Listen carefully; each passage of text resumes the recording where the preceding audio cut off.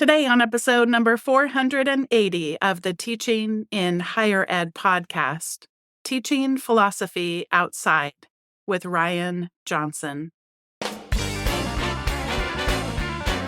Welcome to this episode of Teaching in Higher Ed. I'm Bonnie Stahoviak, and this is the space where we explore the art and science of being more effective at facilitating learning. We also share ways to improve our productivity approaches so we can have more peace in our lives and be even more present for our students.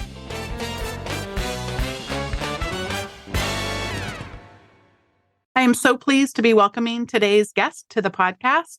Ryan J. Johnson is an associate professor of philosophy at Elon University in North Carolina. He has written 3 monographs, and since Ryan is with me right now, I am not going to attempt my French, and Ryan is going to tell us what those 3 monoliths are, including pronouncing them in French.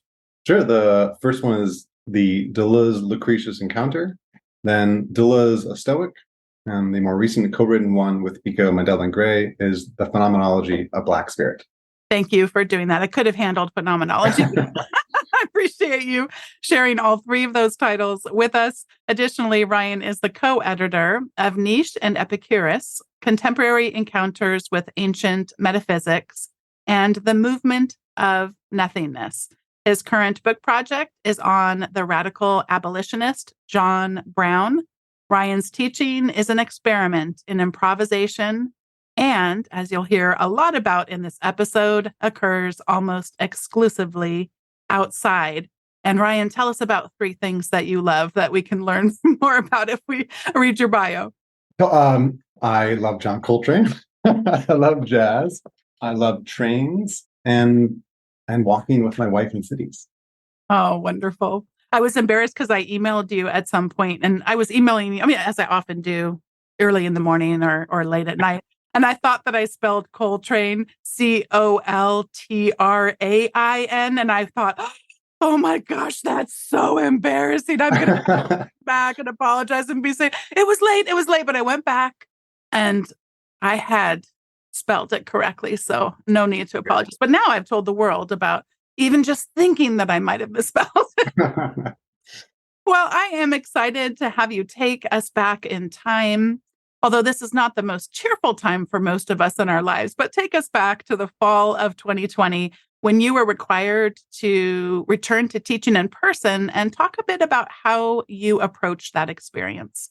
Absolutely. But I also want to say thank you so much for having me on this. I'm a big fan of the show, and it's a delight to talk with you and about these things in particular.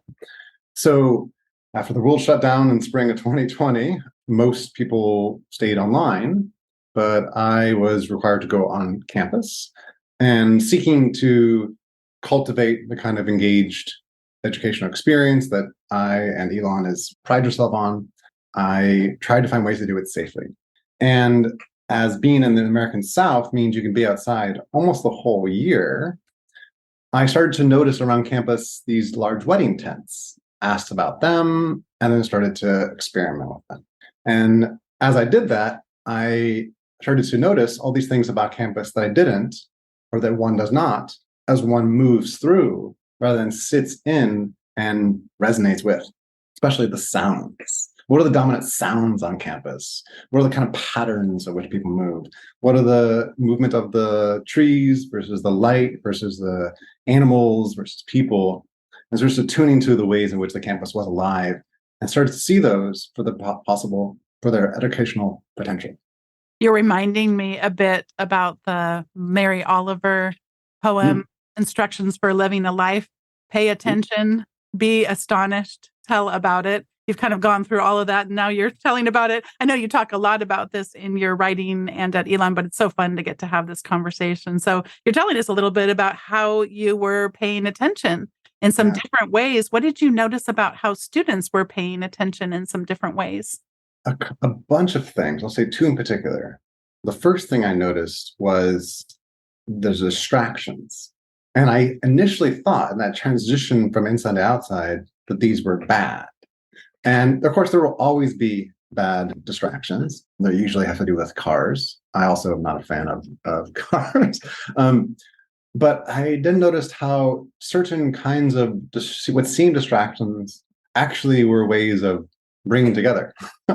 And that when we would hear or experience things, noises, whatever, we would come to experience them together and we would use them. They would begin to integrate into our discussions and maybe even more so, our awareness of ourselves as a class.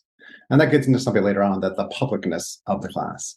The other thing I noticed was just the energy in the room. And I say the energy and attention to connect that because, as everyone who is taught inside learns, it can be drowsy and people can fall asleep.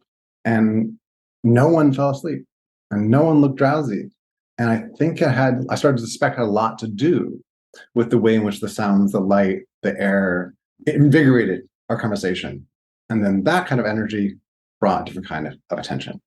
There's so much around attention. And I remember, gosh, a number of times early on in the podcast, people being critical of our use of the phrase pay attention, and specifically the word pay, as if, our students owe us something. They need to not only pay tuition, but also pay their attention. And I think of that as in just wanting to be careful.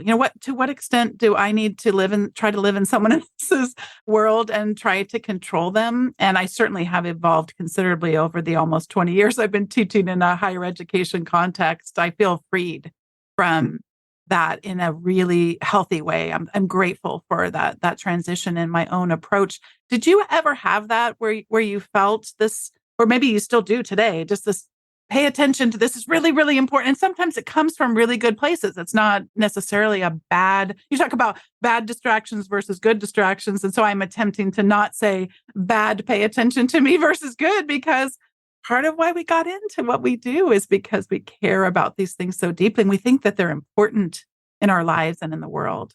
Yeah, my first reference to a suggestion will be to Jacques Rancière's The Ignorant Schoolmaster.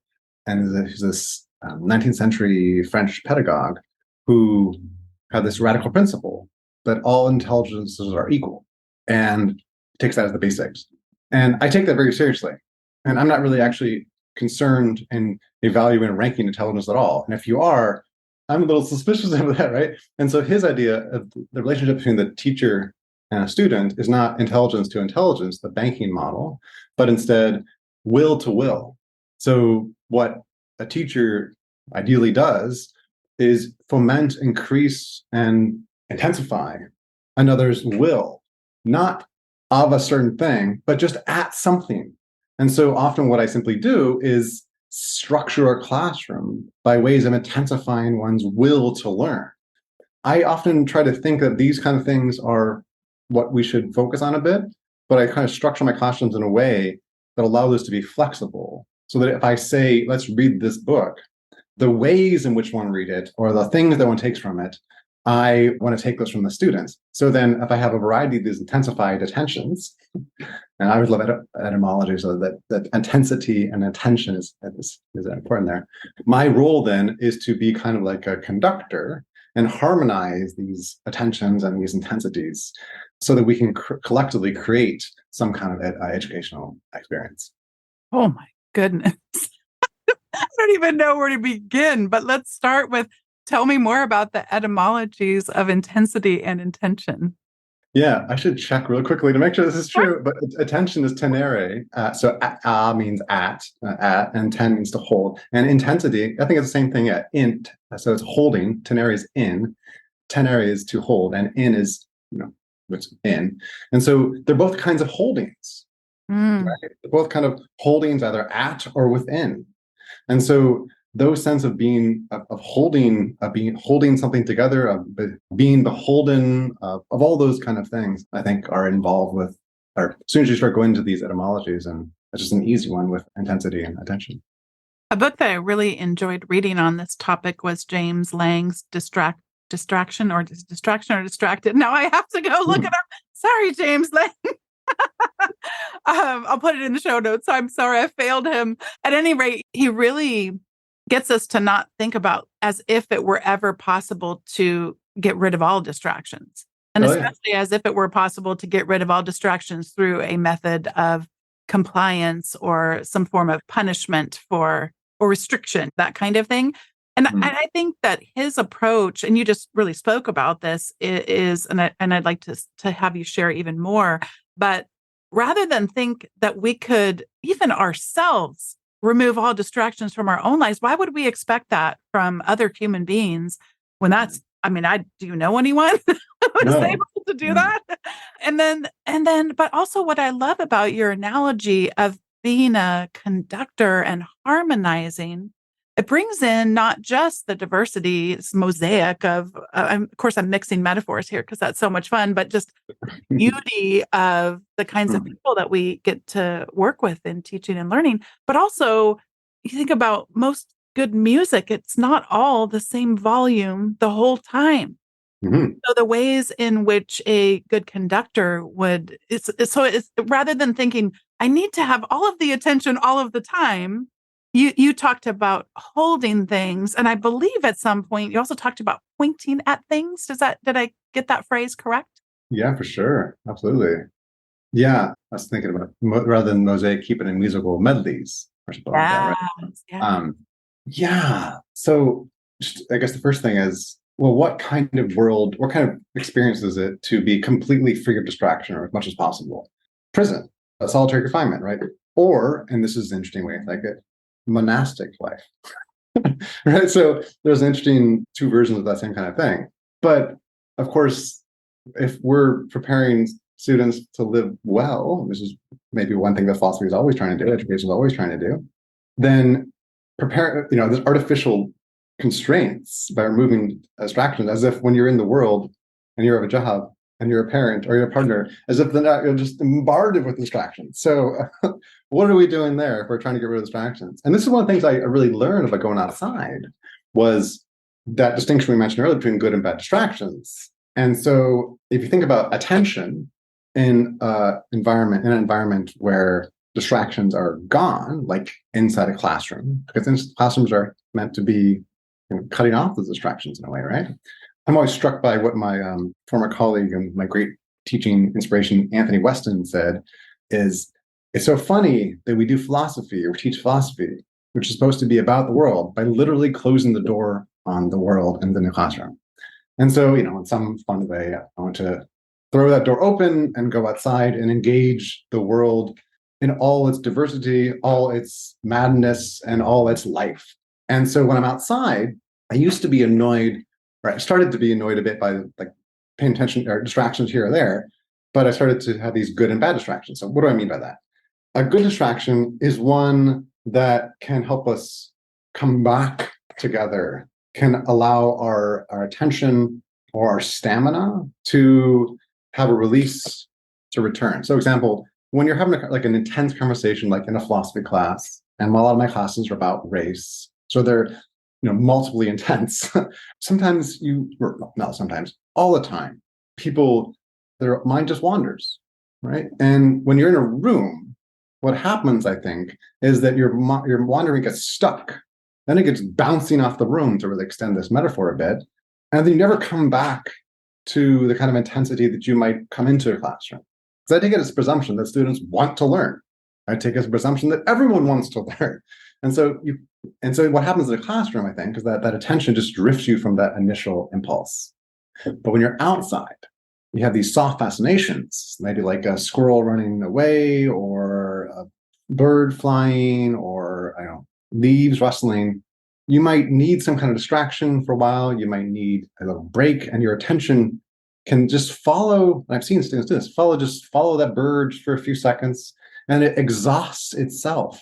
And then they come back to the conversation with a kind of energy and focus that allows us to maintain those kind of intense educational experiences, I guess. I'm hearing you talk about the ways in which individuals may cultivate greater attention through a counterintuitive thing where I have, my mind has gone away with the bird, and now I have flowed back to that center of what's being explored. I imagine there would also be ways in which the class may do that a little bit more collectively. I'm remembering a time we had quite a collective experience indoors in a classroom, a lizard had gotten inside, and that was hysterical because I had discovered a little scientific experiment. Sociology, I guess, would be you either run away from or to the lizard. You don't have neutral feelings about this. That's what I discovered that day. And so we have that shared experience. I mean, this has been almost 2 decades, I think, since those people would have been in that room, but I bet you that they probably remember it. I mean, especially the guy who held the lizard, his name's Ian, and whenever I would touch base with him, we will often return to him holding the lizard up. That could also be, by the way, because there's a photo of it and it shows up on the photo memory sometimes for me on my phone. I realize the ways in which photos affect our memories, speaking of good and bad. But I do think there is those collective experiences where some sort of distraction could be called good, because what we've actually done is formed a shared memory of our learning community. Did anything come to mind as far as your shared learning memories in classes? All the time. That's what's one of the other really fun things about it, is that what counts as a classroom when you're outside now is open to creation, right? So that when you're inside, you don't have to set up the borders of the classroom. They're just there, right? But outside, you have to think about, well, where do we end? Like, how far apart can we be? And how close can we be? And so in other words, the borders of a classroom are now very, very porous. And if they're very, very porous, then you have to constantly be, I'm going to keep harping this world, maybe, attending to them, and as they change or not. And as they're constantly porous and constantly changing, the external classroom world, which is now just on the other side of an invisible line, now is intensifying our sense of self, our sense of togetherness, our sense of a class. And 2 examples, maybe way of describing this. One would be the animal one, which is now we constantly have animals in our classroom. This is not a joke, but I have hawks always in my classroom, right? So, and this is a joke. I find it interesting that hawks seem to really like hearing about Spinoza. But in that Spinoza class, one time we were sitting there and I heard like 10 feet behind me a noise. And what happened was a hawk actually was attacking a squirrel. And then that took some time before that was over. Oh, no. But like your lizard, you can bet we talked about that hawk for the rest of the semester, right? And that had that sense of shared, like, no, we had this thing. And because this gets to the introductory thing, the improvisational nature of it. I think that improvisation is one of the highest forms of thinking. And so my classrooms are always improvisatory, which is partially my love of jazz. And so having those spontaneous things, those improvisational things, as encounters that we now have to respond, that I didn't plan, no one planned, now we have to respond to them, and we can only respond to them together, so they become ours. And as we have a shared thing, we become closer knit. Another way that happens is not only encounters with nature, especially unplanned ones, at those porous borders, but also with people. So people are constantly walking by because we're outside. And what that happens then is that sometimes we'll be having a conversation about something, maybe it's a topic that I know little about. Then I'll see the professor who's expert in that walk by and say, hey, come here. And then I'll say, hey, class, well, ask her. She's actually an expert in African religions. Why don't you ask this question to her? And then now the class begins to speak to an other as we and have that kind of conversation. Again, calling attention to ourselves as a collective. Or I'll see students from other classes who know I'm outside because people are constantly seeing me. Everyone on campus is like, oh, I saw your class. Oh, I saw your class. Oh, I saw your class. And then students hear that too. And they're like, oh, I saw your class. Oh, I saw your class. And I start to really think about that sense of what it means to be a we. And that then means that I have constantly changing visitors. And this was really, let's say, exacerbated or intensified at the beginning of last semester because it's kind of complex. But so my last semester was the spring, and then the fall before. I don't give students exams. They have to create exams and then do them. And one of their exams was to plan a class for the first day of the next semester. So the end of the fall semester, plan the class for the first day of the next semester, the same class, and then come to class pretending to be students in that class, but the other students didn't know that. And they did that for several days. So for like 2 weeks, the students who were actually in the class didn't know who was actually in the class. And so they're constantly asking the question, the philosophical question, the thing that makes a we, who are we? And so that constant phrasing of that was then echoed with the porousness of borders, with the encounters with animals and other visitors, with improvisational experiences. And maybe the last one I'll mention, since you mentioned photos, is that tours now always come by our class. So touring parents are coming by and seeing like this model, like what they imagine is the perfect example of liberal arts classroom. And people are constantly taking photos and sharing them. And so there's photos of us all around the internet. So I'm really frightened for my mixing metaphors because it's about to go even deeper. Ryan, are you ready? So I want to repeat some phrases that I'm gleaning from what you're sharing. So you talked about borders being porous. You also used the word boundaries as a synonym, I believe, for borders. Mhm. Then you talked about jazz. And I'm going to add in another one because I do love jazz. I also love the dancing that is performed and has been performed in history with jazz. One type of dancing would be the Lindy Hop, which is done. And so when we think about improvisation, when we think about jazz, we think about swing dancing, the Lindy Hop, there is something, or improvisation in general. You talked about the improvisational nature of teaching and learning. So there is something that's holding it together. It isn't that there are no boundaries. Yeah. It isn't that there is nothing in jazz that you can be assured is holding you there with a piece of music. So there's the downbeat, and I mean even if we don't know music enough to know what those things are called, there is the safety and the rest in knowing that. And when musicians don't have that, then it certainly creates that dissonance, which can be fun too, by the way, to experience. But I do think that you mentioned talking about race a lot in your classes. So I'm wondering at which point does the feeling of safety and solace need to be considered as we are taking risks with experimenting with new language and new ideas and wanting to make sure that our language matches with our values, being stretched and challenged in the ways that we might in a good liberal arts education. Right. Yeah. The two things I hear from that good question is structure and safety. And the safety one's a little easier to deal with because, this is a kind of truism, but safe spaces are always not safe for not equally safe, right? There is space for some people. And we have an institution like a predominantly white institution.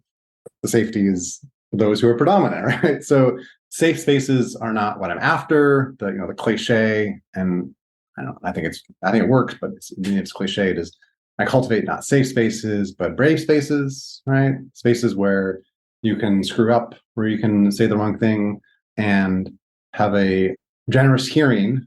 And generous hearing might mean forgiving, but it might also mean being called to task.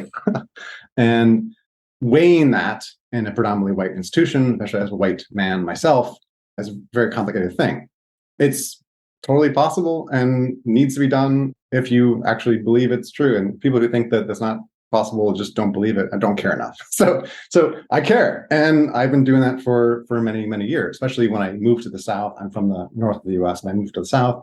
My wife is an immigrant, and I started to study with Black philosophers. So through years of cultivating very minor things, the smallest of things, gestures, phrases, intonation, are important for cultivating those spaces that are brave and generous.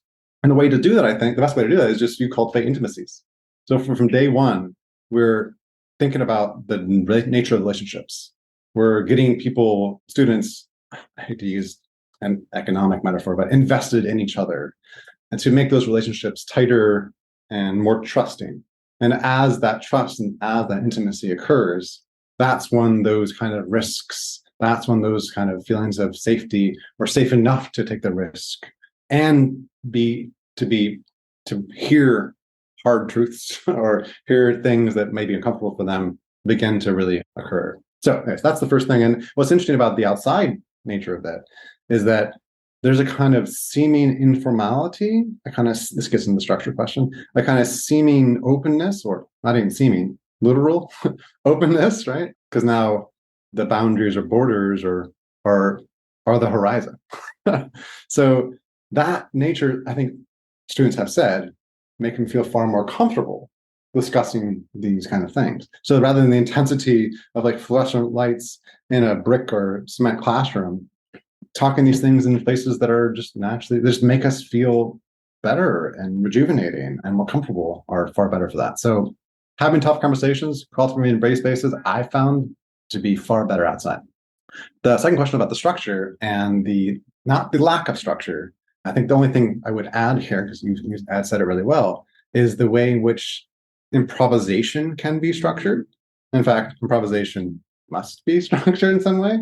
The question is the source and the timing of the structure. So I often try to create classrooms as space structures through which students' energies can come in and then to create and adapt those structures. So I like to create the classroom structure with them, or kind of co-construction. So there's definitely structure. I just don't impose it, or I offer it and then I allow it to be to adapt and to bend. And maybe the example of this is that in the first few days of each class I have outside, which are all of them, we try out different parts of campus and see which classes like which places more. And we eventually, a few weeks in, end up finding a place that we really do like. Even when we try other ones, maybe later on, we'll keep coming back to that. And so we'll begin to have located the borders of the structures of us in this space or this area of campus. And I imagine that you already described this, how the last class brings some things into the next class, and that your own, it's not like you're saying, hey, does anyone have any ideas of anywhere? I've never been to Elon, but I imagine it's not a tiny campus. And so you have some ideas, but yet you're knowing and recognizing that each person is different and each class learning community is different, and you're bringing that wisdom into the experience. You use the word horizon, and I can't help but quote from your piece on this topic, which is in the show notes. You quote one student talking about this experience, learning outside. When I am inside, I just can't see, but outside, my vision and thinking expand to the horizon. Love that. Before we get to the recommendation segment, there's one other thing I'd like to ask you about, and that is the history of teaching philosophy as a public art. I imagine you have already touched on many of these themes, but anything else that you want to share just about this area of history and how it connects with how we do things today and also how we don't do things today? Yeah, there's this kind of obvious thing, which is that learning happened long before we had spaces we called learning where they should happen, right? Like long before we had schools, right? So, and that can be not only the kind of thing we might consider education today, but I take lots of inspiration from other models of learning. In fact, I have a friend of mine, Becky Bernavidian at the Philosophy Regis in Colorado, and I write a paper about apprenticeships. So about thinking about philosophy, learning philosophy as an apprentice model kind of thing. So of course, apprenticeships happen all over the place too, and often in public, on farms and fields or whatever. Or of course, the more classic model of Socrates having conversations in the agora, in the open, and outside of Athens, in the port, or Buddha under the Bodhi tree, or like all of like walking is another really very public way of learning. So there's a long history of that, and of course, there's other. There's just the nature of what it means for public education to be public, right? Like I know I'm in Canada right now, and the private versus public education is very different than it is in the U.S. And I'm leaning into the different senses of public versus private there, but I mean it. Like who is the education for? For the people, right? The way I'm using it is drawing upon all those traditions and all those histories, and with the nature of saying, with the added emphasis of saying, we are learning in public, not just for ourselves, but for the public, right? That education isn't simply about this kind of neoliberal, I'm improving my CV or I'm improving my value, but about doing it for others, doing it for the public. And when you're on campus, you're in very public view, and they want to connect their individual learning to all those other things, to all those other people, and to the community in general. So powerful. And yes, of course, we do when we set up these borders, we get some unintended consequences that happen. And I mean, in a sense of false safety, I think. I think teaching and learning is very intimate things to have happen, and yet that feels terrifying sometimes. And so I won't name them, but there are campuses around the country which are literally walled and have guards. mhm. Uh, I'll leave it at that. That's the question. If we're questioning about education is for the value of the individual and the public, well, someone's rejecting something there. This is the time in the show where we each get to share recommendations. I love the recommendation segment because there's such a feeling of serendipity, and people tell me so regularly how much they love. They never know what's coming. Well, I feel like I have the recommendation that just draws upon so many themes that we've talked about. And so back on episode 457, Carrie Mandalek recommended this app called the Merlin Bird app. Merlin, I think is the name of the app, but Merlin Bird ID. And at the time I thought like my parents have been really into bird watching. And so, but it was kind of like, oh, that's other people's thing. And that's so nice of Carrie to recommend that, but that's not really something that I'm about. And then I ended up seeing a story about it. I was like, hang on a second, because one of the recommendations I have had in past episodes was to get outside. And I spoke about my now cultivated habit of sitting in our backyard. And I love eating a bowl of oatmeal and being outside, even because sometimes I think, oh, and to go into nature, I have to go for a hike. And it's like, no, you actually have. Yes, I live in a suburb, but you do have nature in your backyard. There are hummingbirds, there are things like that. And so it came to me anew where I thought, I didn't realize that you could actually just on this app, you just press a button and it will listen for the birds that are around you. You download a database of birds within a large region. I believe mine was California and Washington, if I'm remembering correctly about the map that it showed me before it downloaded on my phone. But I've just now twice been able to be sitting back there, and I think so often our phones can be a distraction, and it might be like, why would you ruin this moment in nature and pull your phone out? But for me, since I don't sit there for that long, it actually in a weird way helped center me and listen, which I don't find that experience very often with my phone, but I found myself really wanting to listen for the birds. And the first day I tried it suggests to you that you don't just rely on the sound of the bird and its ability to identify that, but it also suggested that you have a visual indication. And I didn't do it the first day. It talked about a hummingbird, and then I didn't end up seeing that exact hummingbird, but I thought I've seen I know I see those all the time in our backyard. But this morning I was back there and it talked about a wren, and so I'm listening so very carefully. And then I look and it's right there. It's right there. And I'm seeing it on the app, and I'm hearing its beautiful bird song. And the nice thing about it is you can keep a life list, which of course, in this case, it's my 52-year-old and some months life list.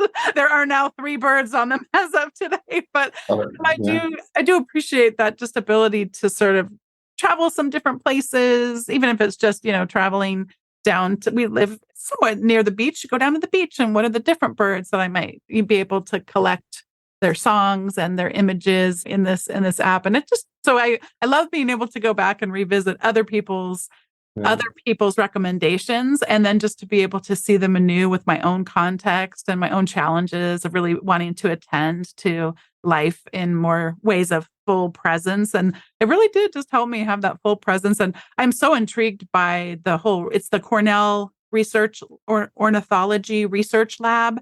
And so there's all these different things that are connected with it, where they do a bird count. And I mean, it's very scientifically based, but as a total hobbyist, I'm having a blast and would recommend that people check it out, even if you don't think you're a bird person. But I just found it lovely. And I feel like it ties to so many of the things that you and I just had a chance to talk about. So I'm going to pass it over to you for whatever you'd like to reflect on, because I did just talk about a bird app, and maybe maybe this is new to you, but also for whatever you have to recommend today. Yeah, it's funny that you say that, because I was just recommended that too. Oh my gosh. Last week. I'm trying to remember who it was. I think it was this can't remember who it was, but it's weird. If you start spending your time outside, like in a place that people don't normally spend that time outside. So basically, I get to campus and I'm out. I get to campus usually early, like at 8 a.m. I'm usually there until like 8 p.m. Not every day, but many days. And I'm outside pretty much the entire time. So it's just so strange, the kind of things you notice. And of course, the things you notice are the birds. Like, so I know when the hawks are upon which part of campus at which hour of the day. I know when these kind of birds are happening on there. And I know when the vultures came in. And so it's just my whole orientation actually lifted up. It was strange. And I partially this because we have a lot of my classes happen around fire pits. They put these fire pits on campus and there's Adirondack chairs, or in Canada they call them Muskoka chairs. But they're back like this, right? And I'm firmly believe that Adirondack chairs are the best kind of chair for having good philosophical conversations. And so my whole orientation on campus is slightly up, and it's lifting that whatever kind of version of your perspective is, lifting it like that, just totally transformed my whole way of so I'm walking around Pale Campus with people, I'm looking up and everyone else is like, where are you looking? I'm like, oh, there's this bird over here. So anyways, yes to the bird.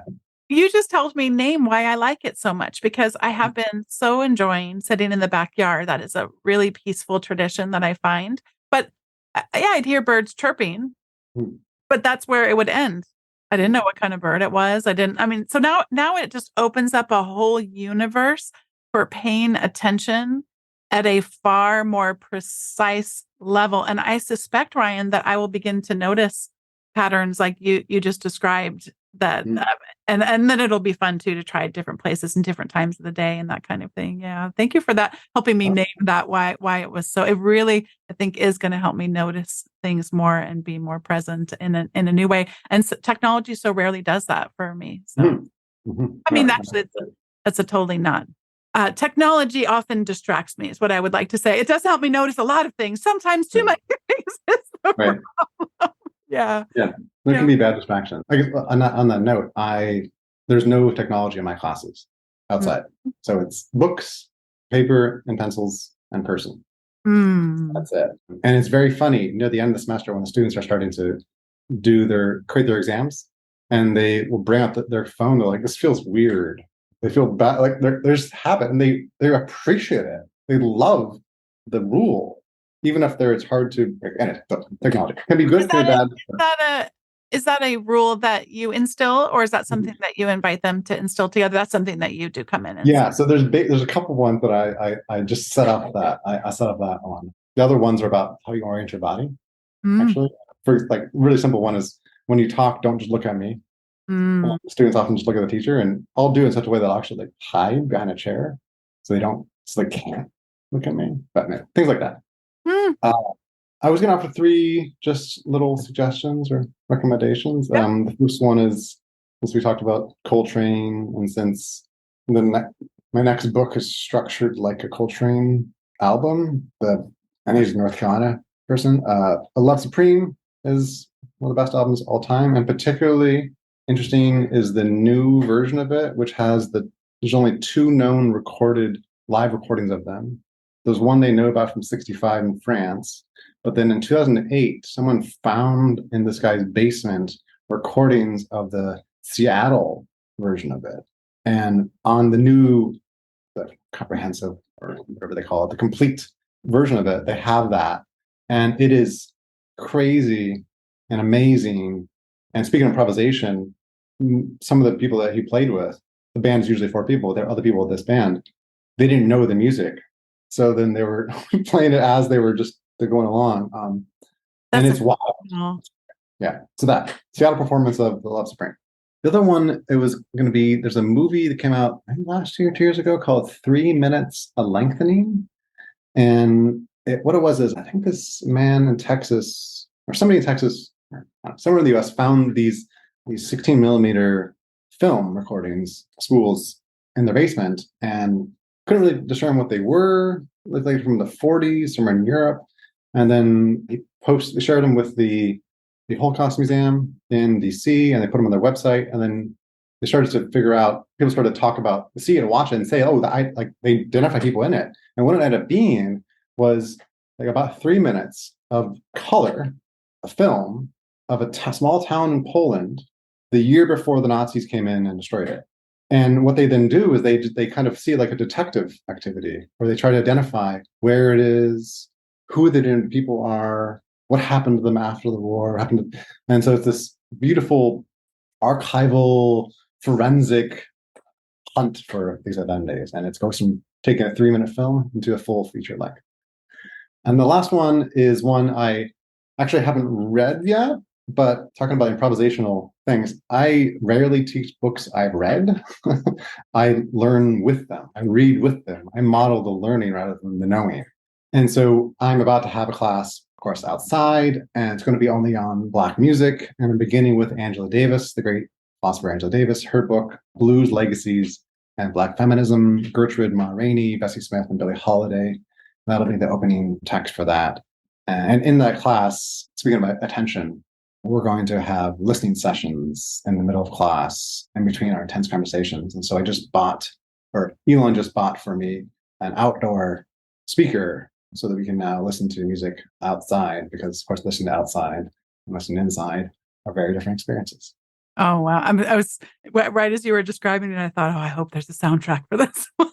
That sounds amazing. Well, that's part of the idea, is that every day there's going to be a student DJ who's going to select songs that are going to refer or extrapolate from the reading, and they're going to build up the soundtrack.